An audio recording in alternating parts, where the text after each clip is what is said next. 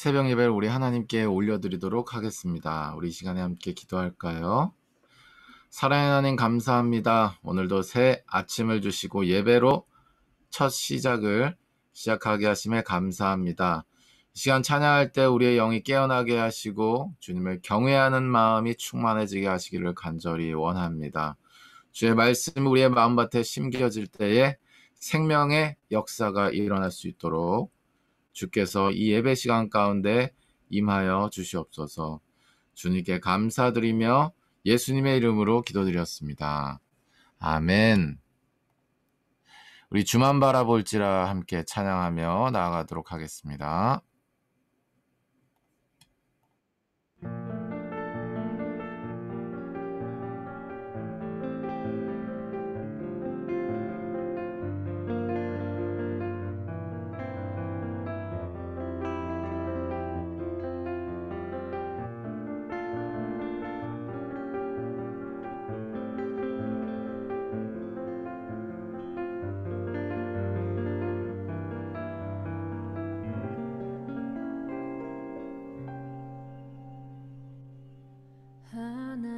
하나님의 사랑을 사모하는 자, 하나님의 평안을 바라보는 자, 너의 모든 것 창조하신 우리 주님이 너를 얼마나 사랑하시는지 하나님께 찬양과 경배하는 자, 하나님의 선하심을 닮아가는 자, 너의 모든 것 창조하신 우리 주님이 너를 자녀 삼으셨네. 하나님 사랑의 눈으로 너를 어느 때나 바라보시고 하나님 인자한 귀로서 언제나 너에게 기울이시니 어두움에 밝은 빛을 비춰주시고 너의 작은 신음에도 응답하시니 너는 어느 곳에 있든지 주를 향하고 주만 바라볼지라.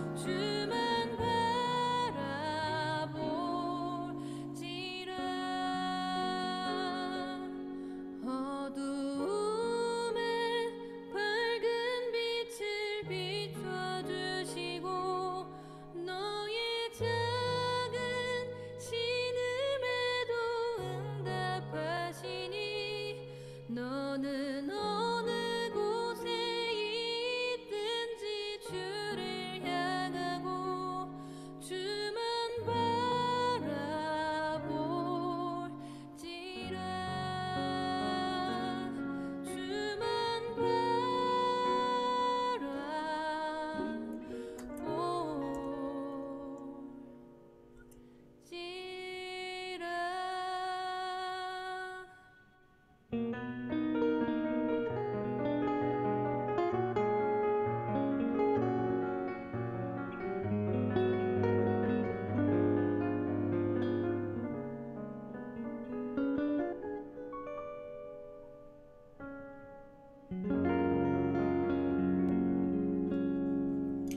네, 우리 예배를 위해서 김진주 선교사님 기도해 주시겠습니다. 하나님, 저희들을 자녀 삼아주시고 항상 사랑의 눈으로 바라보시는 주님의 은혜에 감사드립니다.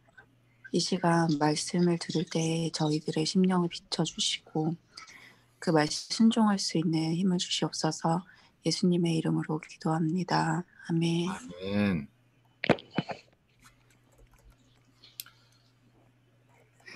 네, 할렐루야. 좋은 아침입니다. 오늘도 주님께서 우리에게 은혜 주시는 시간 되시기를 예수님으로 축복합니다. 오늘 하나님의 말씀 받도록 하겠습니다. 창세기 37장 1절에서 4절 말씀입니다.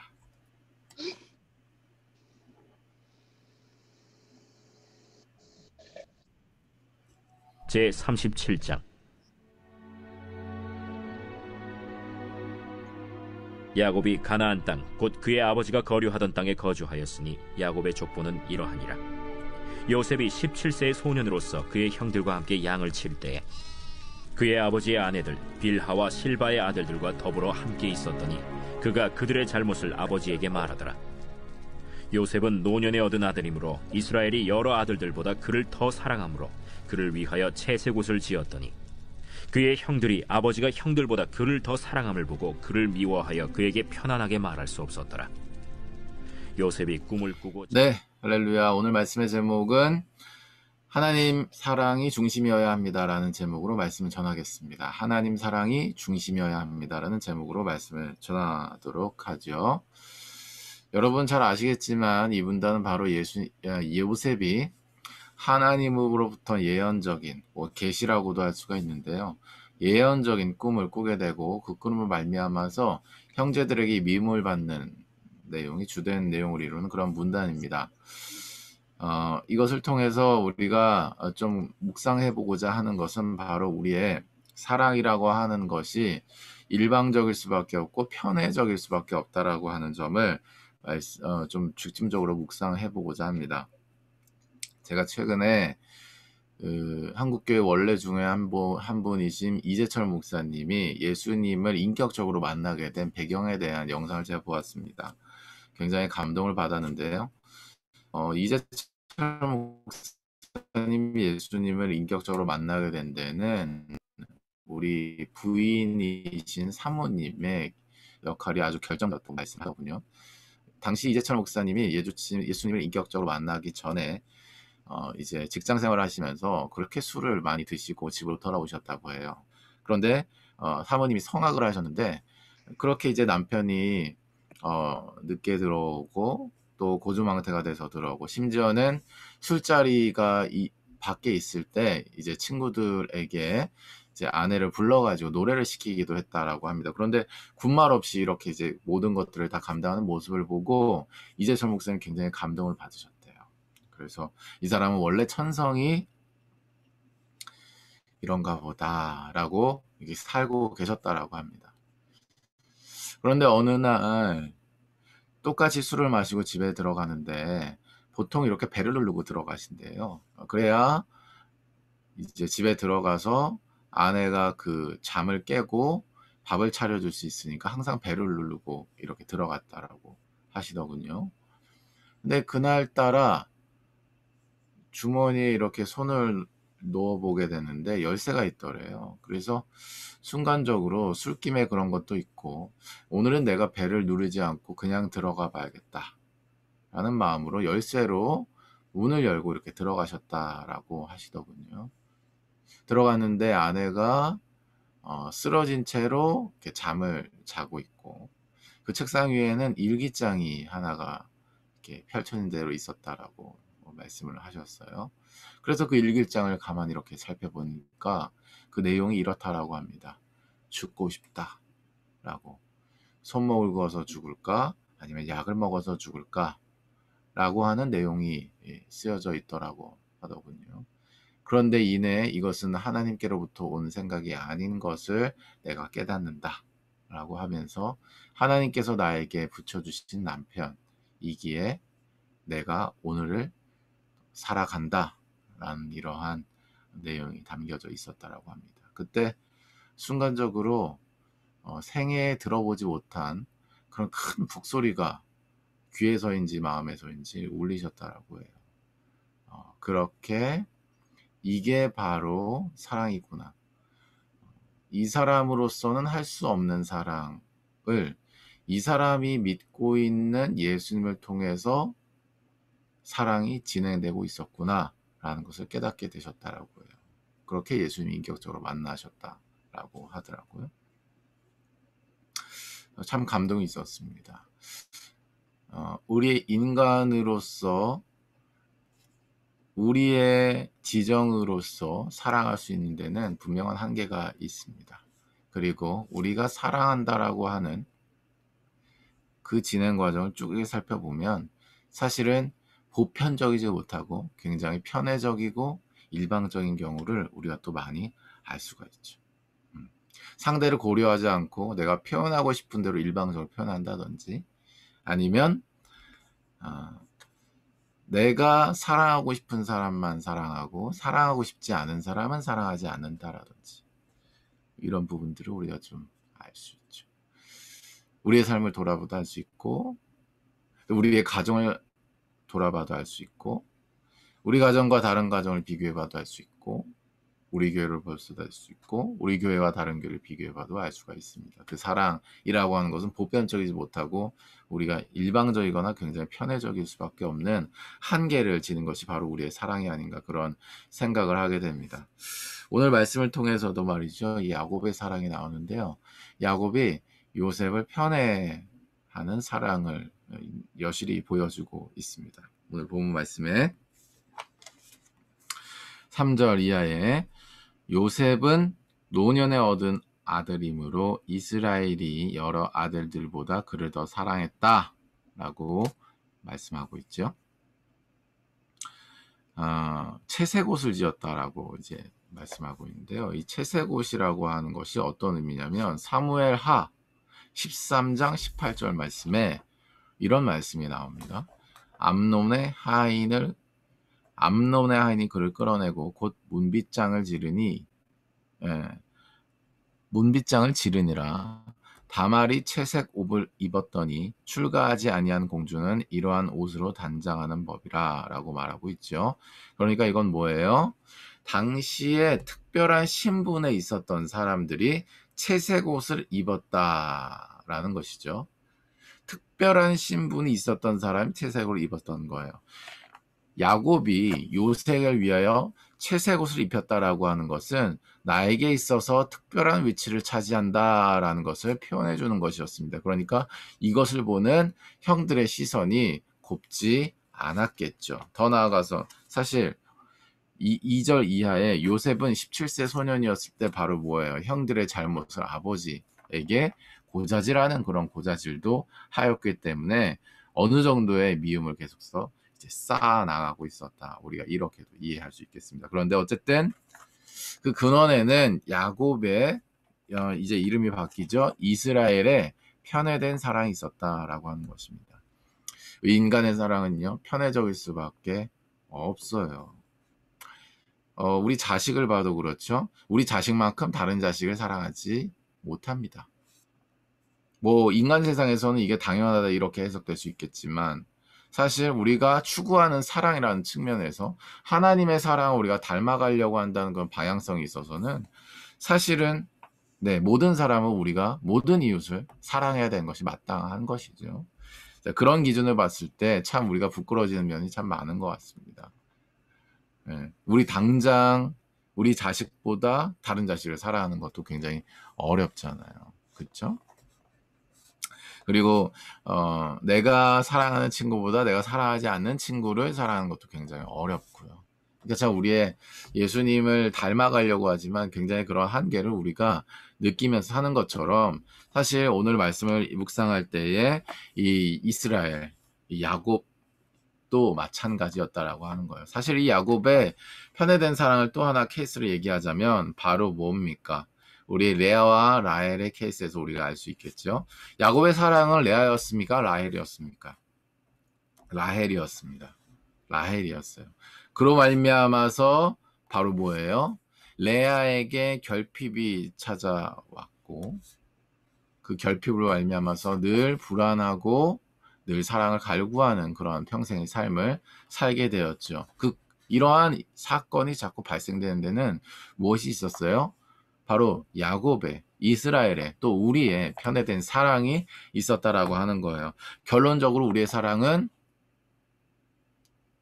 완전하지 않습니다.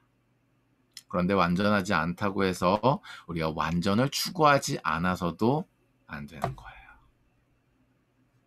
마치 우리가 죄인이지만 죄인이기 때문에 죄에 머물자라고 말하는 게 말도 안 되는 것과 같은 이치입니다. 죄인이기 때문에 예수님의 사랑으로 나아가야 되는 것처럼 우리가 완전하지 않기 때문에 완전으로 나아가야 되는 줄을 믿습니다. 오늘 본문 말씀에서는 편애된 야곱, 이스라엘의 사랑으로 말미암아 야기된 문제를 우리가 바라보게 됩니다. 그것이 4절 이하에 나오죠. 바로 어떤 문제가 나와요? 그의 형들이 아버지가 형들보다 그를 더 사랑함을 보고 그를 미워하여 그에게 편안하게 말할 수 없었더라 라고 이야기하고 있습니다. 바로 뭐예요? 나보다 저 사람을 더 사랑하는구나 라는 것을 내가 인식하게 되니까 저 사람과 불편해지고 더 나아가서 저 사람을 미워하겠다라고 하는 거예요. 이것에서 우리가 좀 알 수 있는 것은 바로 뭐예요? 모든 사람은 보편적으로 사랑할 수 없을 뿐만 아니라 일방적인 사랑을 받기 원한다라고 하는 것입니다. 저 사람보다 내가 더 사랑을 받기 원한다라고 하는 것이 모든 사람 가운데 있다라고 하는 거예요. 그러니까 뭐예요? 나보다 저 사람을 더 사랑하니까 저 사람이 불편해지고 미워지는 거예요. 그러나 이런 것들을 통해서 우리가 알 수 있는 것은 우리의 사랑이라고 하는 것은 욕구 그리고 욕심 기반 위에 세워져 있다라고 하는 것입니다. 이런 현상으로 우리가 알 수가 있는 거예요. 편애를 나도 하지만 나도 그렇게 편애받기를 원하는 그러한 세팅이 우리 자체에 내재되어 있고 그 위에 우리가 사랑이라고 하는 것을 하고 있다라고 하는 것입니다. 그런데 서두에도 말씀드리지만 이 사랑은 완전하지가 않아요. 야곱도 그렇고. 그런데 완전하지 않다고 해서 완전하지 않겠습니다는 크리스천이 아닙니다. 신앙인도 아니고요. 예수님을 따라가는 사람은 더더욱 아니겠죠. 바로 뭐예요? 완전하지 않기에 완전으로 나아가겠습니다라는 것이 바로 우리의 신앙 고백이 되는 줄을 믿습니다. 완전하지 않은 사랑을 말미암아서 편안하지 않아지고 미워지는 일들, 결국은 상인에게 이 요셉을 팔게 되는 살인 치사의 사건까지도 발생이 되는 것이죠. 우리의 사랑은 완전하지 않습니다. 그런데 하나님이 얼마나 우리의 이 완전하지 않은 사랑을 완전하게 만들어 가시냐면 너무나 놀라운 거죠. 우리의 완전하지 않은 사랑을 완전하도록 어떻게 만들어 가시냐면 바로 뭐예요? 이러한 우리를 하나님의 완전하신 사랑의 역사 가운데로 잡아서 놓으신다라고 하는 것이죠. 바꿔 얘기하면 하나님의 구속 역사 가운데 우리의 완전하지 않은 사랑이 흐르고 있는 삶을 놓으셔서 사사혼이라고 하죠. 사용하시고 사랑하시고 훈련시키시는 아멘. 사용하시고 사랑하시고 훈련시키시는 이 사사원의 역사를 쭉 진행시키신다라고 하는 것입니다. 사랑하는 여러분, 라헬의 경우를 보면 우리가 놓쳤던 부분이 있을 수 있어요. 레아와 라헬 모두가 다 문제가 있었죠. 레아는 앞서 말씀드린 대로 야곱이 편애된 사랑을 라헬에 대해서 하니까 결핍이 있었죠. 라헬은 바로 뭐였어요? 아기를 못 낳고 있었잖아요. 그러니까 그 안에 질투심, 그 안에 욕심이 막, 그 열정이 막, 더 막 불과 같이 됐겠죠. 자, 그런데 이러한 부분들을 하나님이 하나님의 사랑을 덮어가시면서 인도하신 부분을 우리가 보기를 원합니다. 창세기 30장 17절 말씀에 레아의 경우입니다. 사랑을 받지 못했죠. 그런데 하나님께서 어떻게 레아의 이 결핍 가운데 사랑으로 부어주시냐? 17절 말씀에 하나님이 레아의 소원을 들으셨으므로 그가 임신하여 5째 아들을 야곱에 낳았다. 이렇게 말씀하십니다. 야곱의 사랑을 받지 못하는 레아의 소원을 하나님께서 들으시고 바로 뭐예요? 그에게 임신을 통해서 야곱의 관심과 사랑을 얻을 수 있는 그러한 길을 여셨다라고 하는 것입니다. 자, 5째, 6째. 5째는 시녀를 통해서 낳았죠. 자, 6째. 아니죠. 5째 아들을 야곱에서 레아가 낳았고, 6째 아들을 낳은 이후에, 자, 6째 아들 스불론을 낳았는데, 뭐라고, 이 의미를 뭐라고 하였냐면, 20절 이하에, 레아가 이르되 하나님 내게 후한 선물을 주시도다. 내가 남편에게 6째 아들을 낳았으니 이제는 그가 나와 함께 살리라. 그러니까 이 결핍을 레아는 무엇을 통해서 채우고자 했어요? 남편의 사랑과 관심을 갖고자 했어요? 임신을 통해서. 이것이 소원이었다는 거예요. 그런데 창세기 30장 17절 말씀에 이 소원을 하나님께서 들어주셨다라고 하는 것입니다. 아멘. 우리가 어떤 결핍이 있어도 말이죠. 우리의 사랑이 심지어 우리가 생각하기에도 참 부끄럽다라는 생각을 가지고 있을 때에도 여러분 걱정하실 필요가 없는 것이 우리의 이러한 삶이 여전히 복음에 붙어 있기만 하면 예수님께 붙어 있기만 하면 바로 예수님의 무한하신 그 사랑으로 덮여져 가면서 인도를 받으시는 줄 믿으시기를 예수님으로 축복합니다. 아멘.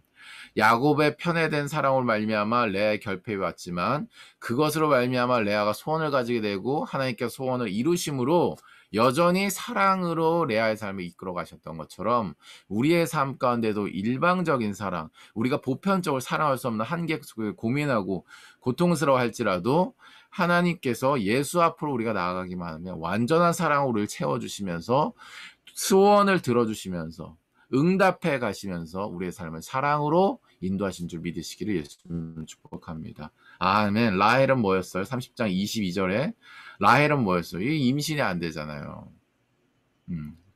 언니는 임신이 되는데 내 시녀는 임신이 되는데 나는 임신이 안 되잖아요.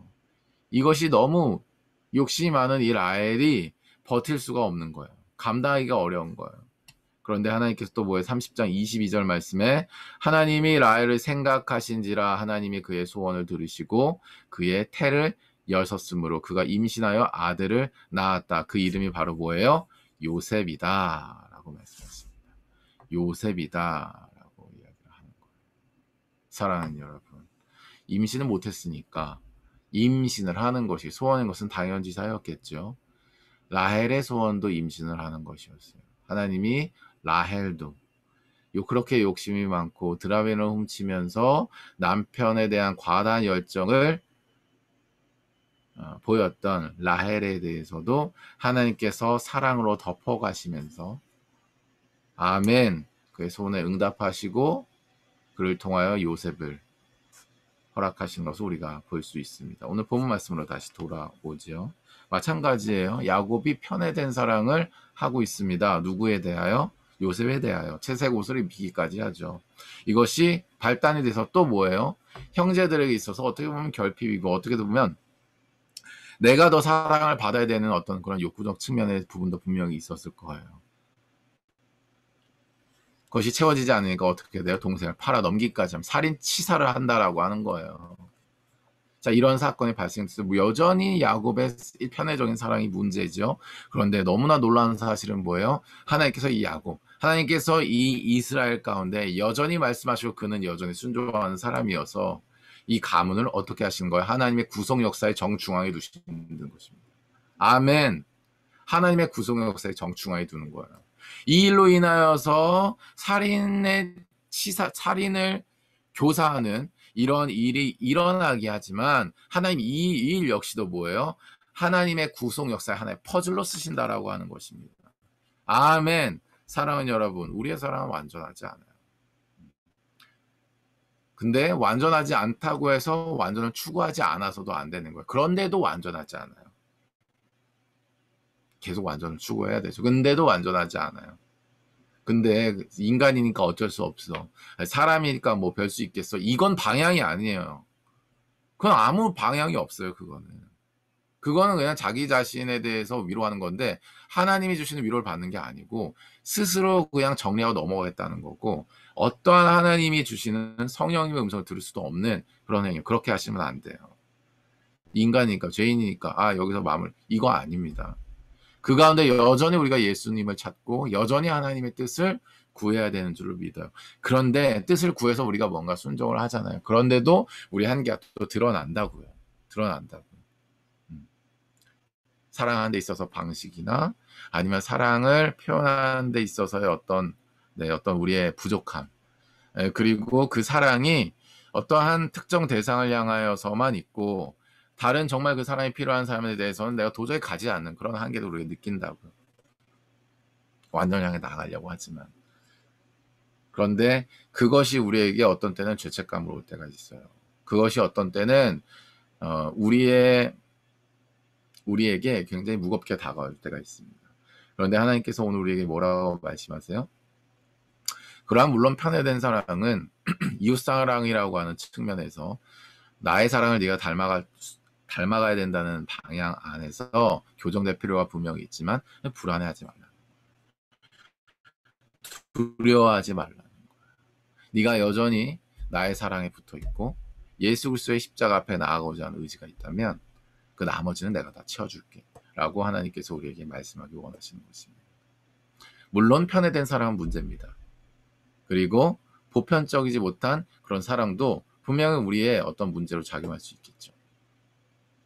그러나 하나님은 우리가 죄 가운데, 죄의 의식 가운데, 우리의 어떤 연약함 가운데 우리의 시선이 놓여지기를 원치 않으시고 바로 그럼에도 불구하고 우리를 여전히 사랑하신다 말씀하시며 사랑으로 인도하여 원하시면서 이 땅에 예수 그리스도를 보내신 그 십자가 사랑에 주목하기를 원하시는 줄 믿으시기를 예수님을 축복합니다.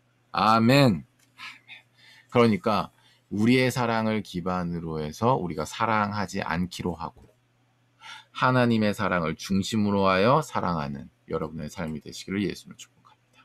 우리의 사랑 기반은 욕심이기 때문에 편애되거나 일방적이거나 역할론적일 수밖에 없어요.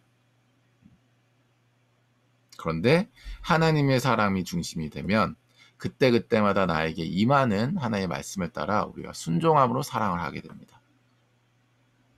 나의 그 어떠함이 기반이 아니라 하나님의 말씀이 기반이고 그것에 순종하는 나의 이 믿음의 걸음이 바로 기반이 되는 거예요. 그러니까 하나님이 역사하실 수밖에 없죠. 하나님이 씨앗을 심으시고 하나님이 물을 주시고 하나님이 열매를 맺게 하신 우리가 볼 수밖에 없다 이겁니다.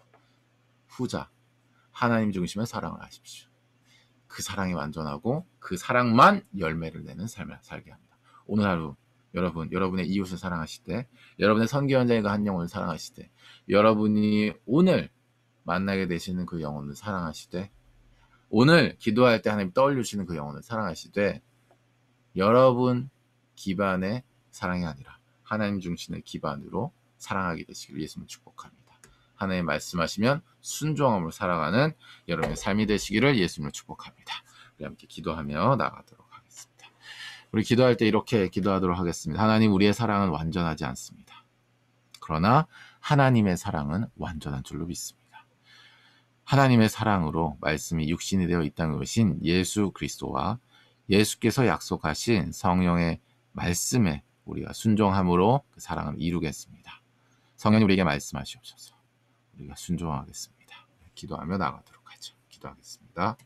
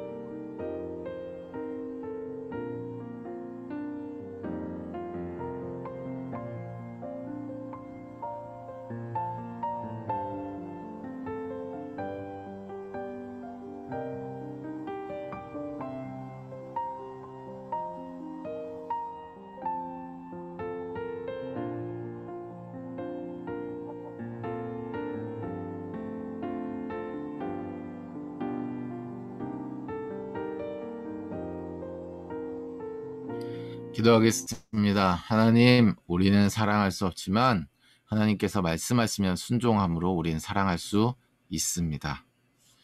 편애하는 사랑을 하지 않아야 되는 것에 주목하기보다 하나님께서 말씀하시면 순종함으로 사랑하는 사람이 되겠습니다.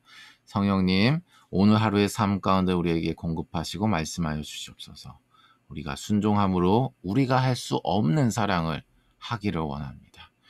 완전하신 그 사랑이 흘러가는 통로가 되기를 원합니다. 그것을 통하여 부족한 우리의 삶, 슬픔과 비탄이 난무하는 우리의 삶을 당신의 구속 역사의 정중앙에 두시고 주의 정결한 통로로 사용하여 주시옵소서. 오늘 하루를 그렇게 사용하여 주시옵소서. 주님께 감사드립니다. 예수님의 이름으로 기도드렸습니다. 아멘. 네, 기도 제목 있으신 분은 카메라 켜주시고 기도 제목 나눠주시면 감사하겠습니다. 네, 없으신 줄 알고요. 오늘 어제 또 기도 제목을 제가 들어서 그런지 몰라도 이렇게 육아를 하면서 뭐 아이와 함께 있으니까 그 현장에 체화가 되는 거겠죠. 누워서라도 함께 예배하는 우리 겨울 간사님, 또 정은 간사님, 우리 지코디님, 특별히 어머니들 힘내시고요. 또 가정에 뭐 여러 면에 있어서의 모든 영역에 있어서 책임을 지는 우리 가장, 우리 간사님들도 힘내시고, 우리 선교지를 살아가고 계시는 우리 간사님들도 화이팅 하시기를 바랍니다. 여러분 한 분 한 분 위해 여전히 기도하고 여전히 구속역사의 정중앙의 사랑을 충만히 공급하시기를 위해 기도하겠습니다. 오늘 하루도 힘내시고요. 개인 기도 시간으로 나가도록 하겠습니다. 감사합니다.